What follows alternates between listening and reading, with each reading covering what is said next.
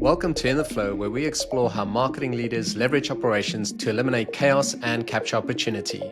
I'm Anthony Welgemoed, CEO of Ziflow. Today's guest is Kelly Garthwaite, founder and creative partner at Hey All, a media company blending art direction and creative ops for CPG brands to improve productivity, internal communication, and creative output. Kelly previously worked at Red Bull and the NFL and has a wealth of experience in brand building, content management, and a lot more. Kelly, thank you for joining us today. You've worked with some pretty well-known brands, as I just mentioned. Could you tell us a little about your background, experience working at the NFL, and particularly Red Bull? Yeah, of course. I'm happy to be here. Thanks for inviting me. I was at Red Bull for 7 years. I started off in content management and then kind of shifted over into a photography management position. And at the end of my time there, I was leading what became the photo operations team. We were handling all of the still image content that was coming into the US through anything associated with Content Pool. So I was under Red Bull Media House. Our content pool was essentially, I describe it as Getty images just for Red Bull content. And so anything that was on there, you can go and, you can create an account and go and download, or you can license. And it was a really interesting democratization of the content that was coming through Red Bull. I really loved some of the projects that I worked on there.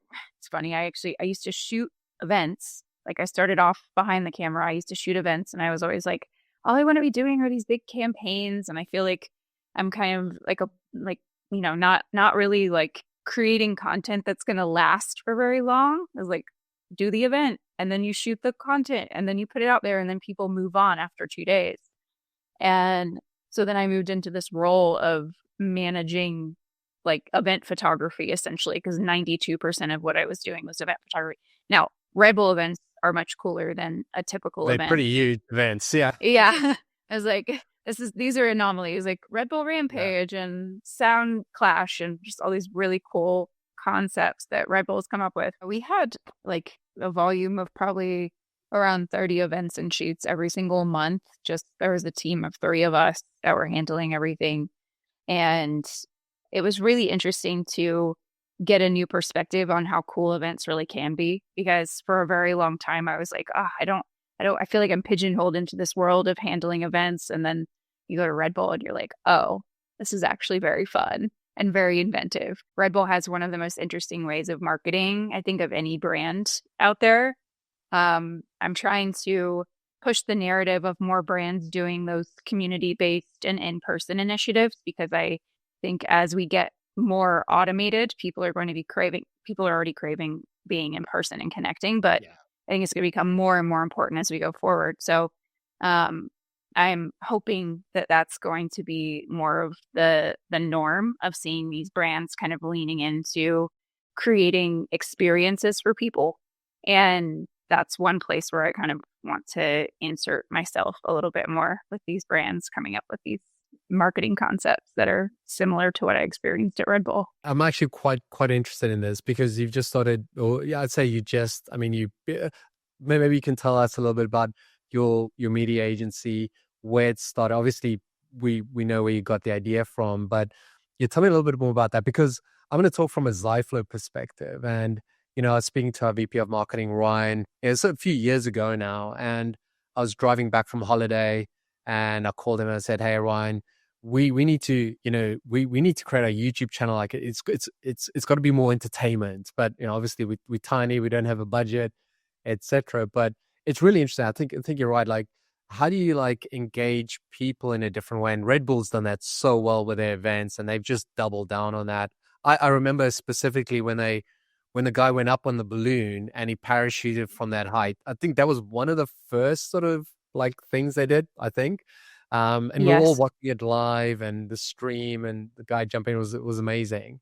So yeah, how do brands like us you do it? I mean, we can't be a challenger brand like Red Bull, but it'd be quite interesting. And just a bit of background on your agency. It's really about getting inventive if you don't have the marketing dollars that a company like Red Bull has.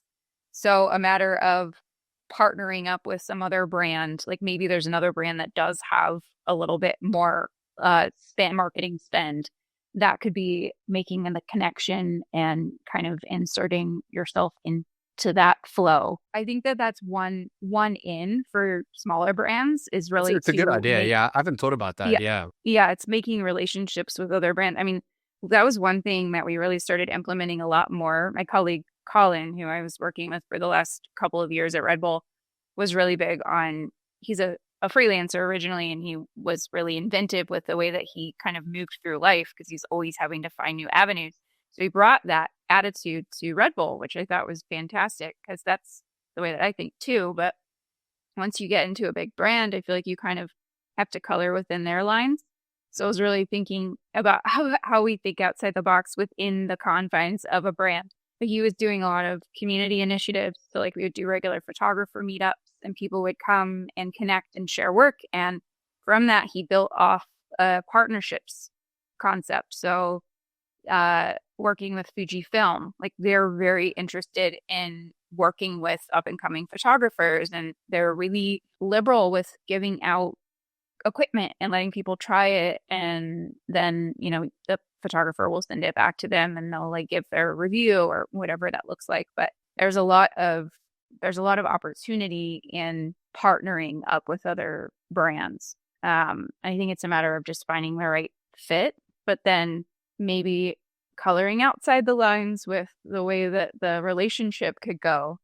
And that's something that I'm excited to explore a lot more. Originally when I launched Hey All, I left Red Bull in April last year. I took some time off. I wasn't exactly sure what direction I was going to go in, but I knew I wanted to have a broader impact than just working with one brand.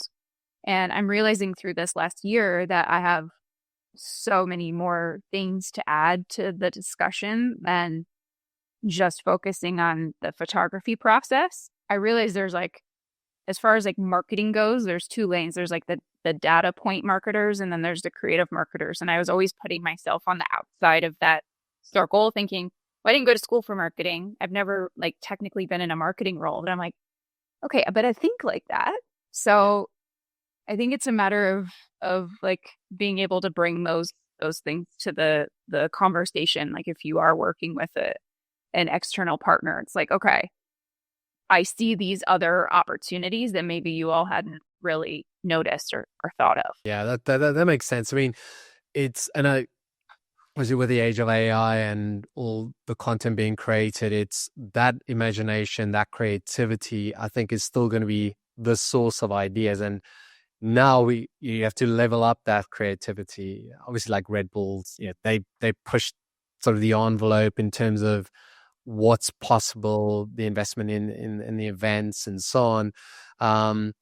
But yeah, is that if you think about brands and maybe what they get wrong today, what in your from your point of view, what could we do better as brands? Oh my goodness. Okay. I'm doing a LinkedIn Live Wednesday talking about same is boring. So the sameness, we're in a sameness epidemic, I think is really what's happening. I'm not a financial analyst or anything like that, but I'm like, I can see that the most important thing to most brands is the per quarter earnings.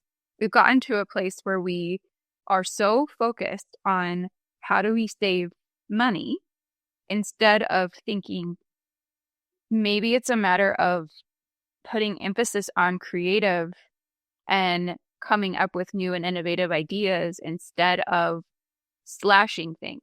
So I'm kind of seeing a trend, and I think everyone else who's following along is seeing a trend of the creative folks within brands being laid off first, and then obviously marketing people as well. And what I think is going to happen is there's going to be cost saving initially, but then there's going to be a like kind of a backpedaling where brands realize this isn't really working for us in the way that we thought it would. We're falling into the background because we're not putting enough investment behind innovation in the way that humans want to see innovation. Yeah, it's sort of that short-term versus long-term, that dilemma. And obviously our customers are all marketing teams, and something that we've seen from 2022 when interest rates went up and so on, you could just see either the number of licenses or the team sizes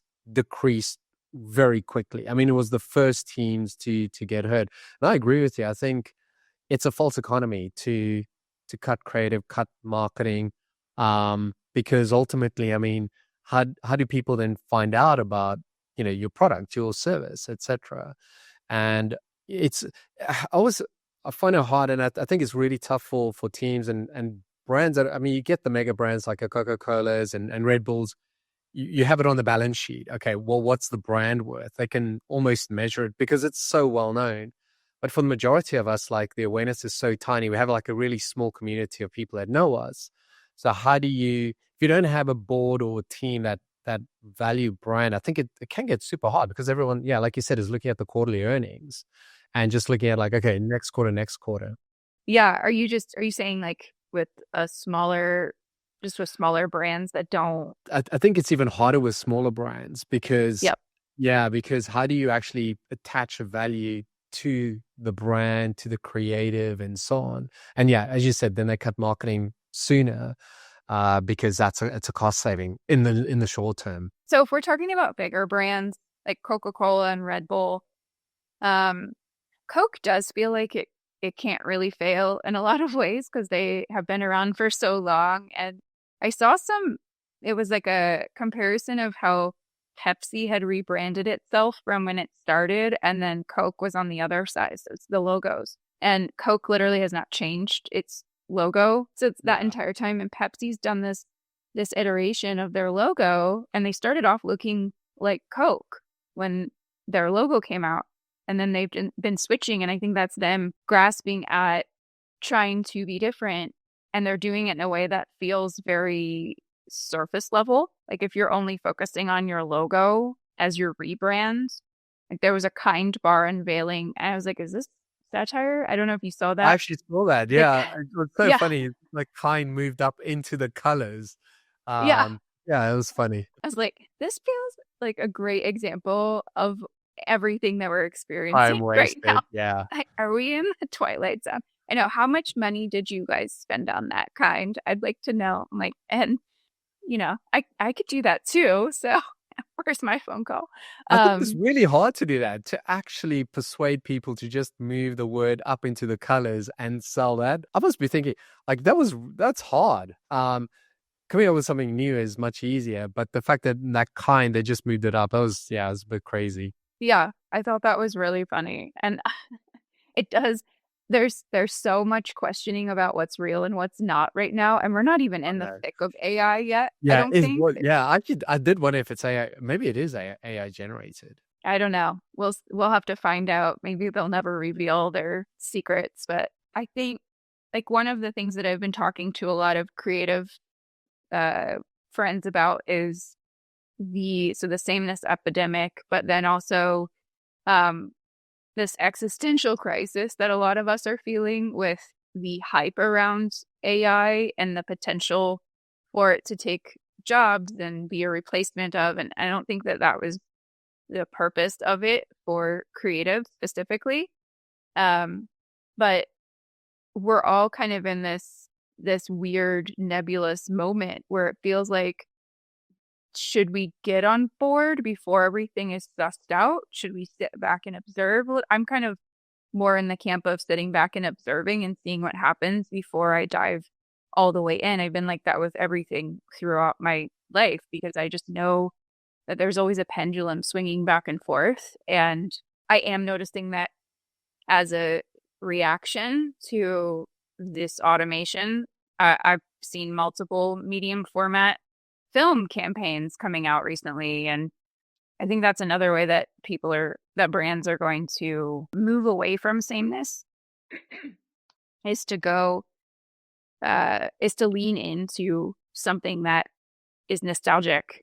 And you can't really, I think there's going to be this marrying of analog and digital. And I'm excited about seeing that happening and seeing something that feels a little bit more tangible. And I really do want to see more in person, like specifically on the photography side of things. I'm like, I would love to see more like photography exhibits popping up and more art. And I need to go to a museum or something because I just feel Has I feel so experienced the real removed. thing again. Yeah. Yeah, exactly. So, Yeah, yeah. it reminds me. I can't remember the Apple. It's a new Apple show. Yeah, the filmmaking one. I don't know if you watch it, but he's a producer. Um, What's the name of it? I can't remember now. It's eluded me, but I have to look it up. it's like I think so. Things like episode 3 where he's like, I'm bringing. They're shooting this whole film, the whole movie on film. So he's going to bring back film and all the old school way of shooting movies and Are you talking so about on. the studio? Are you The talking about the studio, studio? yes, yes, Yes. yeah, I found that show to be brilliant as far as the art direction goes. And the timing could not be better because I live in Los Angeles and I'm seeing I'm not part of the film industry, but the film industry is a huge heartbeat in Los Angeles. And it definitely feels palpable that um, there's a little bit of the soul missing with less filming happening. And so I think that that's a big, beyond the loss of jobs, the concern is that the city might lose part of what makes it so wonderful and, and unique, yeah, expansive as far as art goes. Yeah. yeah, Um, there's every culture, literally every culture in Los Angeles, which is one thing that makes it fantastic. But then on the flip side, you're like, well, I like the make believe component, and it feels like we're missing that a little bit. There's a little too much democratization of fame, democratization of content creation, two schools of thought on all of that. I'm glad that people have a platform where they can put their content and energy into making things easily. But then on the flip side, it's kind of nice when things are made a little bit more thoughtfully. yeah. No, I wonder. I mean, we're sort of going down the AI rabbit hole now. And How can we uh, not? yeah, actually, just back on back on the show, it's really good. I just find it really stressful. Like every episode, it's like super high stress. But be that as it may, um, So stressful. but I think in terms of AI, I mean, I struggle to see it right now in terms of just taking over everything we're doing. And like, I can imagine like, okay, let's say it's a movie or it's a specific take, something needs to be edited rather than, they'll edit. Maybe there's something with AI, you can do something that just makes it easier and quicker to edit. Whereas previously you had to go in Premiere Pro or whatever, and then do the work you had to do. So, and we use it for some of our videos in terms of voiceovers. So sometimes, when we do demos, you just want to edit this piece, but you don't want to have to retake the whole audio and slice it in. So you use AI just to tweak it, and it actually works pretty well. It hasn't taken over the whole job of the demo. Now, maybe it gets there, but yeah, it will be interesting. But I think ultimately people still want to watch and see what people have done. But yeah, it's going to be interesting. I saw an ad the other day that was just entirely AI generated. It was obvious AI generated. It was just there, but it was the entire ad. And I was like, wow, I mean, 30-second slot, prime time, and just an AI generated ad. I was like, really interesting. Yeah. I love the avenue that's opening for people to be able to create within AI. AI is not the thing that is concerning me as much as the human mentality around it. So if people have this idea that they can just automate everything and cut other humans out of the equation, then we have a big problem. It's not so much like I love that you're using it to make a job easier. If I could just go in and I think Photoshop has some really wonderful AI features now. I haven't really used them, but it's like if I go in and put a photo in there and then I want to cut a person out, and if I can just be like, please cut that person out, great. Like I don't want to do the cutout anymore. I don't want to do that stuff. But then there's the ethical concern of what's going to happen with retouchers and how is that going to look? So I feel like I'm being kind of and I feel like this is probably true for a lot of other folks right now too. It's like I'm not worst case scenario most of the time, but every once in a while I'll get into that headspace, and so I feel like I'm being pulled into directions a little bit because I am such a humanist, and I just feel very much like we need to figure out how to keep creating in the way that makes us feel fulfilled, and hopefully get paid for it. But then on the flip side, I do want to free up space for the time to be able to create. So it's just a matter of not letting AI run away from us, I think, is what it is. Want AI to do everything, but we want it to help us do more and better of what we have been doing, and free up time to just be more productive or more creative, things like that. Um, I think the majority of people feel that way. Maybe not CEO of OpenAI and so on, but I think the majority of us, yeah, sort of fall into that camp. I mean, there's a lot of talk of like people just doing everything with AI, starting businesses and everything's AI, their marketing content and so on.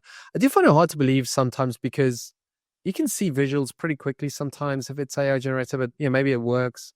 There's some good stuff out there, but ultimately you're going to get to any business or any team gets to a size where it's just hard to do.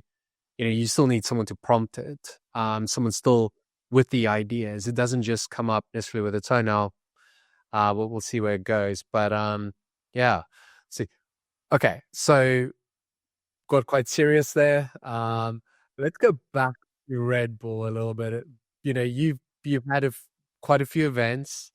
They probably don't all go to plan. I mean, do you have any stories, examples of, some of these events that just didn't go perfectly? I didn't actually work on this event, but there was a big initiative. So you talked about Felix Baumgartner, like jumping back into the atmosphere from space.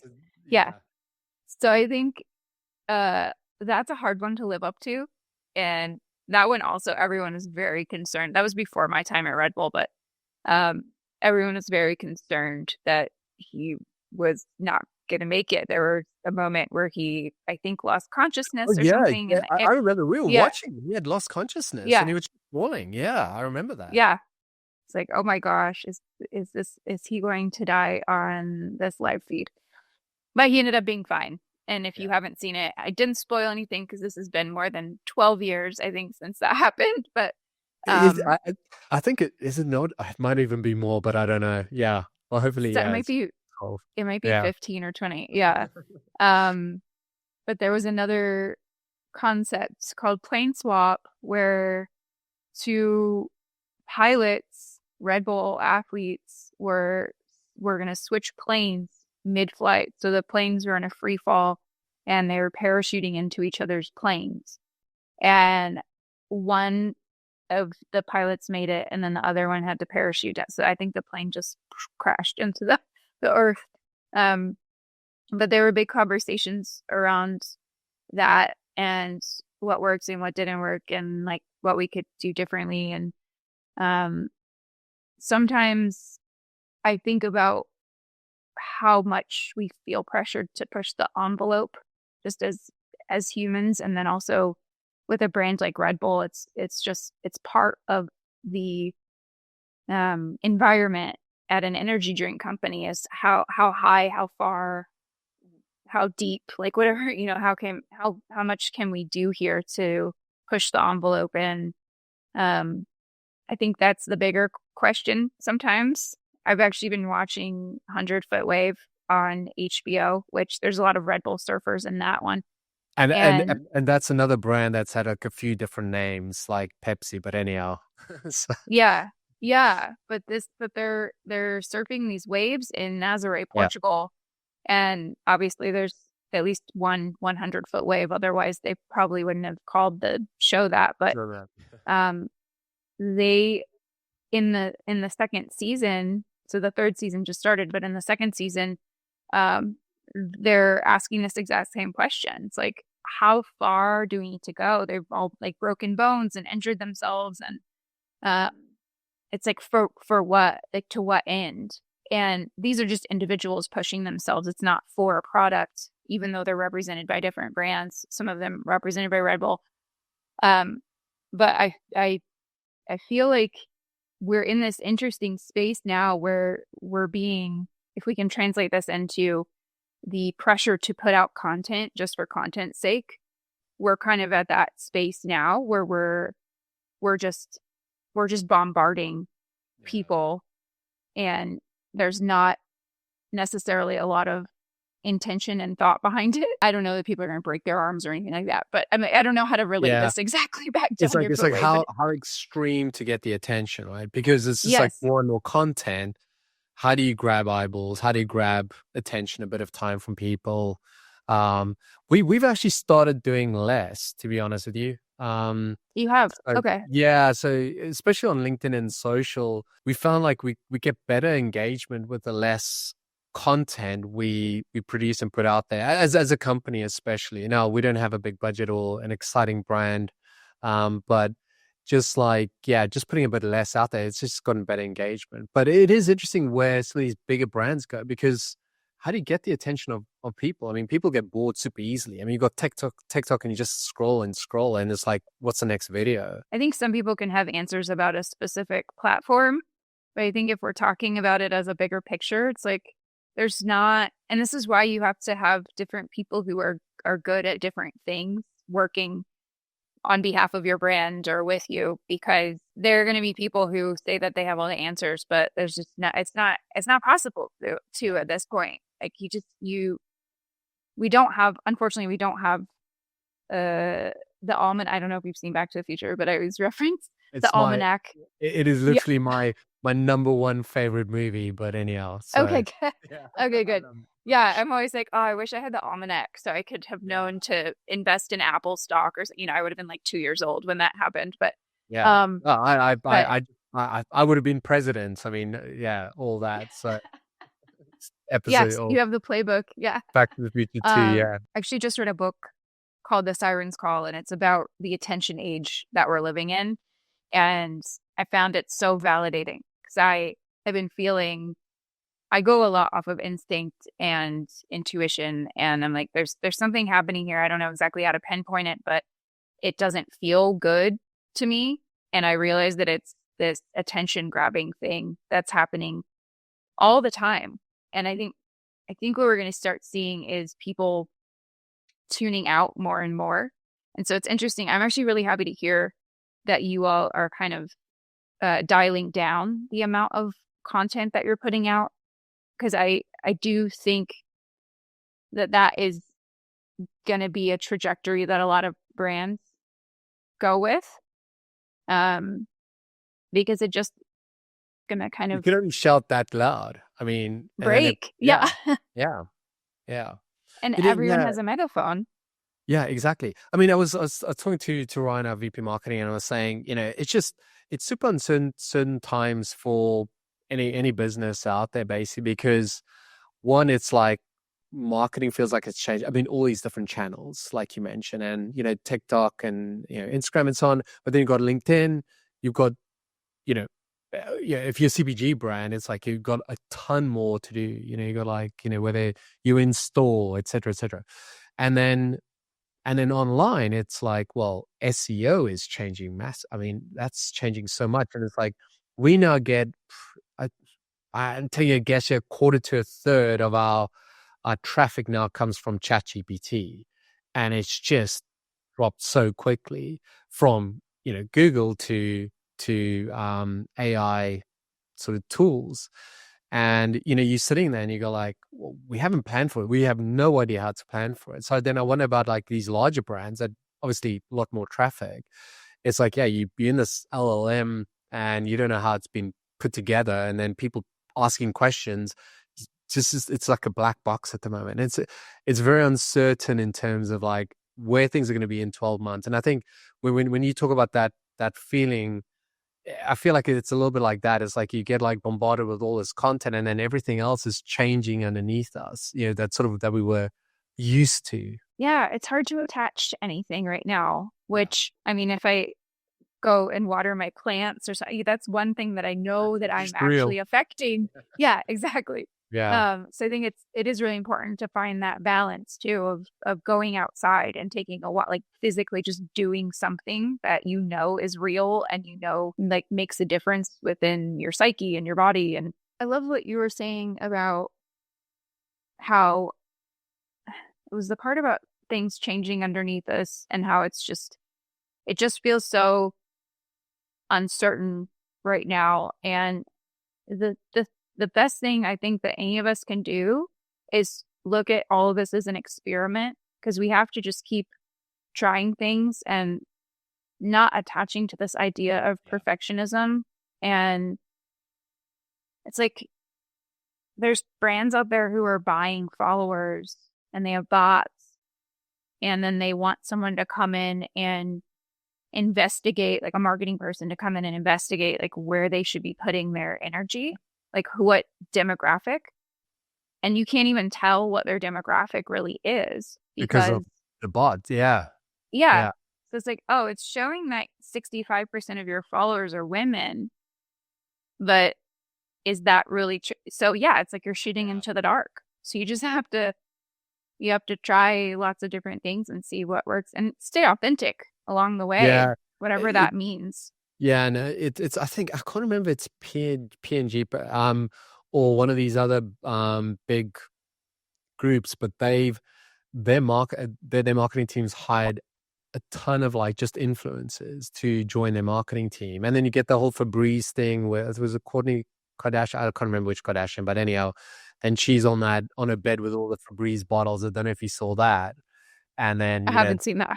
yeah, so have a look at that because she had all these Febreze bottles and it's like, yeah, she uses Febreze every night. And then literally, it takes 2 seconds for someone to go like, no, she doesn't. I saw in this picture, she uses this. And then it just falls flat. So you got to be so careful with this stuff as well. So I think everyone's like trying to figure out, do you do that? Do you do that? It's like, we don't know. It's just like, it's all so different now. It is. And I think where you said authentic, I think that's the key. It's just like, hey, let's just try bring it back down to basics, just be an authentic brand. That's easier for smaller teams as well and companies, but yeah, these larger ones. But I think Red Bull's got a good chance of staying quite authentic because that seems like a very culture thing from the founder. But yeah, a lot of the other brands have been around a long time. I mean, it's really hard to like, how do you navigate new generations and so on that have grown up in a digital world, etc. Well, yeah, I mean, acquisitions, I think, is one of the biggest things that's happening right now. I mean, Pepsi just buying Poppy, trying to pivot into what's popular right now, the healthy sodas, prebiotic, probiotic, all these things that are so buzzy right now. Yeah. And Poppy really appeals to the younger demographic. I can't believe that they spent, what was it, $1.6 billion on that. Yeah. Let's see what happens. Amazing. But Yeah. Yeah. yeah, but even Poppy tripped. One of their campaigns was sending out vending machines to all these influencers, and people were really upset about that because it's not something that you could just go out and buy for yourself if you wanted to. You can't go and buy a Poppy vending machine, but it just felt very tone deaf, I guess, was Yeah. the takeaway. I think what's happening right now is people feel like there's so much pressure to put content out and be innovative with content and ideas that they're not stopping enough. They're not stopping long enough to evaluate all sides of like what negative things could come out of this. Is the negativity going to be worth the positive points that we get? I think we need to take more deep breaths and kind of think through what we're doing first instead of just pushing things out without evaluating all sides of it. Yeah. It's a minefield at the moment. I think it's you have It to be is. so careful, right? So yeah. It is. Yeah. Yeah. But then also not too careful because you want to make sure that you're Yeah. saying all the things that need to be said too. And Yeah. yeah. So it's the Wild West. It really is. I tell you it is. So any final advice for brands that you would give? Observe a little bit more, slow down, kind of see what's happening. Don't necessarily build everything off of other trends. Try to put your blinders on a little bit when you're actually making your content, but utilize what else you see out there as a jumping off point. But people do not really love the trends hopping, and I don't know. I've heard a lot of feedback about people doing those Chat GPT image generation like Barbie dolls. Yes, yes, yeah. That And started, and then people were already like, stop this. it's I so haven't seen annoying. any Yeah, more. it is Yeah, I haven't seen annoying. any Yeah. more. Also, like, that's really bad for the environment, I guess. They're like putting out a lot of CO2 emissions every single time you do one of those. Yeah. Um, yeah. Um, just experiment. Try to not look at things as so final. It's like this, we're putting this content out, um, and we'll see how it does, but we don't this isn't the end all. Nothing is the end all right now. I think it's a matter of looking at things in a linear way and make sure you invest in good creative and good marketing. That's the heart and soul of any brand, honestly. Obviously, you have to have a good product, but um, being able to build an entire atmosphere and vibe around the brand is going to be an incredibly important component, and lean into community connections and making your customers feel seen and understood, like beyond the laptop. There's got to Yeah. be a little And bit more actually effort speak to your outside. customers and yeah, get to know Yes. them. Yeah. Yeah. Yeah. Yeah. So those are my bits of advice. No, it's good points. I mean, because it's so easy to go and generate content now and get it out, but actually speaking to people, that's still something you're gonna have to go and do. You're gonna have to jump on a call or go meet them in person, have that discussion. And that is going to be a very difficult thing to replace. I know there's all these sales tools that says, oh, you can do these dials and call and so on. But ultimately there's something from a, a little bit more on a human level where you can pick up things, emotions, things like that, where, you know, if you outsource that, you don't learn from it. So fine, the AI model learns, but you want to learn from that. And I think that's going to be key. And I hopefully we sort of don't lose that. And yeah, I can't see it happening, but yeah, um, we'll see. We'll see what happens. We will. I'm I'm bullish on the the human component of like people wanting to be in connection with others, and that being something that really works for brands. Because if you give people a good memory and a good feeling, that's gonna make them want to recreate it and come back to it. So it's just a matter of what that looks like and how that is authentic to your particular brand. But that's where I would put a lot of energy and effort right now. No, that's brilliant. Kelly, thank you so much for your time today. I really appreciate it. Yeah, thank you so much. I'm happy to be here. Yeah, I'm sharing insights from around the marketing, tech, and operations industries on how marketing and creative teams can get more done together.